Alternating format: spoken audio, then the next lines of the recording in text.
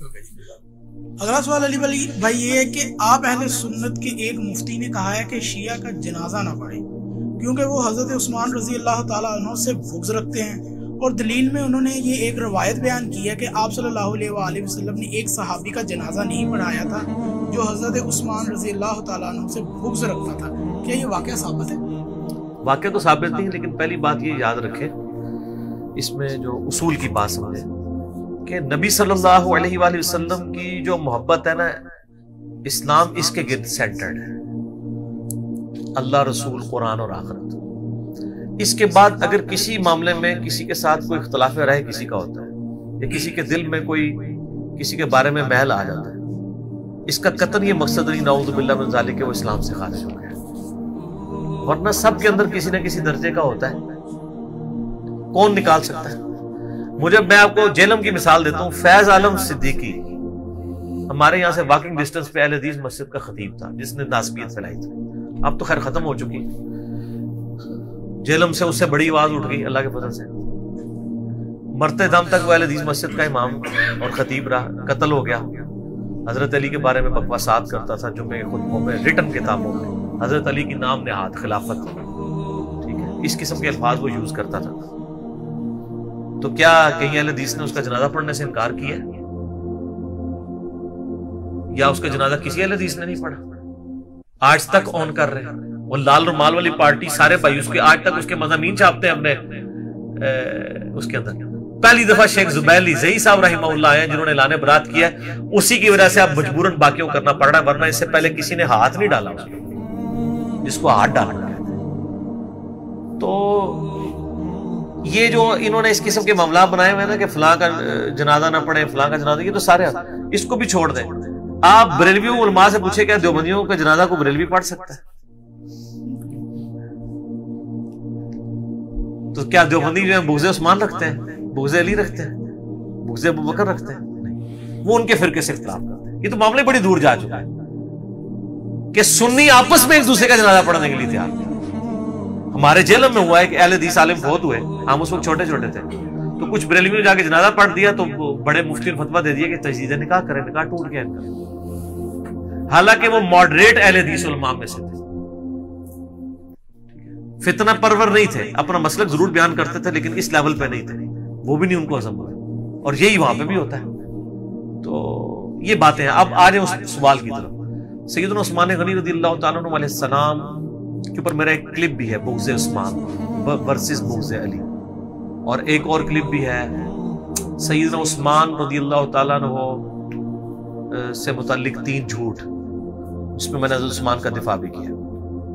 یہ روایت ترمذی کے اندر موجود ہے، اور امام ترمذی نے ساتھ ہی اس کے ساتھ لکھ دیا ہے، اس میں ایک ابن زیاد نام کا راوی، ابن زیاد وہ والا نہیں ہے، ایک ابن زیاد نام کا راوی ہے جو کہ متروک ہے، جس کی حدیثیں محدثین نے ترک کر دی ہوئی، اور اس حدیث کو شیخ البانی بھی ضعیف کہتے ہیں، امام ترمذی خود لکھ کے اس کو ضعیف کہتے ہیں، شیخ زبیلی زئی صاحب بھی ضعیف کہتے ہیں۔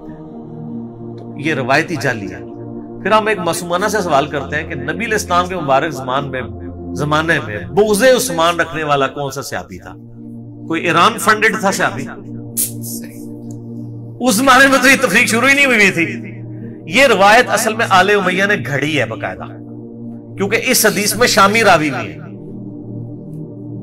یہ روایت گھڑی ہے مسلم شریف کی اس حدیث کے مقابلے پہ کہ علی سے محبت نہیں رکھے گا مگر مومن، علی سے بغض نہیں رکھے گا مگر منافق۔ اس حدیث کو ڈائلیوٹ کرنے کے لیے ایک روایت گھڑی گئی۔ ہمارے نزدیک تو حضرت عثمان غنی رضی اللہ تعالیٰ عنہ بھی قابل احترام ہے اسی طریقے سے۔ ایون شیعہ میں بھی جو یعنی صحیح شیعہ علی ہیں، ایران میں جس طرح شیعہ امام علی علیہ السلام کے آخری 10 سال کے اوپر انہوں نے فلم بنائی ہے نا، تو حضرت عثمان کو کتنی ریسپیکٹیبل پرسنالٹی انہوں نے پیش کیا۔ باقی جو انہوں نے اختلاف رائے بتایا کہ حضرت علی آ کے ان کو سمجھاتے تھے کہ آپ یہ غلط کر رہے ہیں، آپ یوں نہ کریں، تو یہ تمہارے اہل سنت کی حدیث کی کتابوں میں موجود ہے، صحیح بخاری میں موجود ہے، اور خود روایت کر رہے ہیں مروان بن حکم، ٹھیک ہے، کہ حضرت علی حضرت عثمان کو کہاں کہاں سمجھایا کرتے تھے، صحیح بخاری میں موجود ہے، بخاری مسلم دونوں میں۔ امام زین العابدین کو بتا رہے ہیں مروان خود حضرت حسین کے بیٹے کو، میں نے اس پمفلٹ میں ڈالا ہے، وہ کہتا ہے کہ مروان بن حکم کہتا ہے کہ امام زین العابدین کہتے ہیں کہ مجھ سے مروان بن حکم نے کہا میں اس مجلس میں موجود تھا جہاں پہ حضرت علی اور عثمان کا جھگڑا ہوا حج تمتع کے مسئلے پہ. حضرت علی ان کو کہہ رہے تھے آپ حج تمتع پہ پابندی نہ لگائیں. حضرت عثمان کہہ رہے تھے میں حج تمتع پہ پابندی لگاؤں گا. ظاہر وہ غلط کر رہے تھے. حج تمتع تو سنت ہے. اور پھر دیکھ لیں امت نے پھر نہیں مانی نا ان کی بات. آج پوری امت حج تمتع کرتی ہے. تو حضرت علی نے جب دیکھا کہ حضرت عثمان اپنی بات پہ ڈٹے ہوئے ہیں تو پھر انہوں نے کہا میں حج اور عمرے کی اکٹھی نیت کرتا ہوں. میں کسی شخص کے کہنے پہ نبی کی سنت کو نہیں چھوڑ سکتا. حضرت علی تو پھر حضرت علی تھے. یہ حدیث بخاری مسلم دونوں میں ہے لیکن یہ حدیث اہل حدیث نہیں بیان کرتے. اہل حدیث ترمذی والی روایت بیان کرتے ہیں کہ عبداللہ بن عمر سے کسی نے پوچھا کہ حج تمتع کے بارے میں تو کہا کہ آپ کا باپ تو منع کرتا ہے. انہوں نے کہا میرے باپ پہ تو شریعت نازل نہیں ہوئی. اگر کسی مسئلے میں میرا باپ کوئی بات کرے نبی علیہ السلام نے دوسری بات کی ہو تو میرے باپ کی بات مانی جائے گی کہ نبی علیہ السلام کی. تو اس نے کہا نبی علیہ السلام نے کہا کہ نبی علیہ السلام حج تمتع کرتے تھے, حکم دیا تھا یعنی حج اور عمرے کو جمع کرنے کا, چاہے تمتع کی شکل میں ہو چاہے قران کی شکل میں, ایک سفر میں دونوں چیزیں.